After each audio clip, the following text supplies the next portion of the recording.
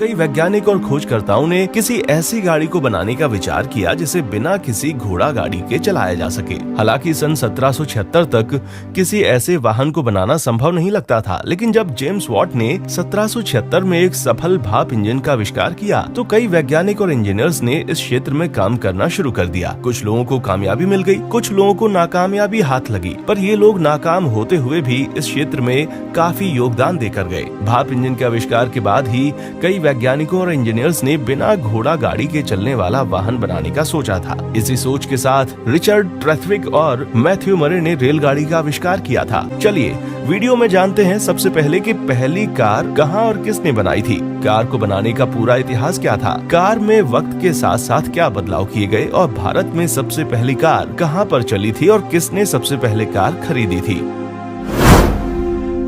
प्रथम प्रयास। इटली के कई वैज्ञानिकों ने भाप इंजन के आविष्कार के पहले से ही हवा में चलने वाली कार के निर्माण की दिशा में कोशिश करनी शुरू कर दी थी, जिनमें इटली के महान चित्रकार लियोनार्डो दा विंची का नाम प्रमुख है। लियोनार्डो दा विंची दुनिया के पहले ऐसे व्यक्ति थे जिन्होंने पहली बार किसी ऐसे वाहन के बारे में विचार किया जो बिना किसी घोड़ा गाड़ी के चल सके। उन्होंने सन 1478 में अपनी पेंटिंग्स के जरिए दुनिया को इस तकनीक के बारे में बताया भी था, जिसे दुनिया की पहली सेल्फ प्रोपेल्ड कार कहा जाता है। उनकी ये कार डिजाइन वाली पेंटिंग आज भी इटली के साइंस एंड हिस्ट्री म्यूजियम में रखी हुई है।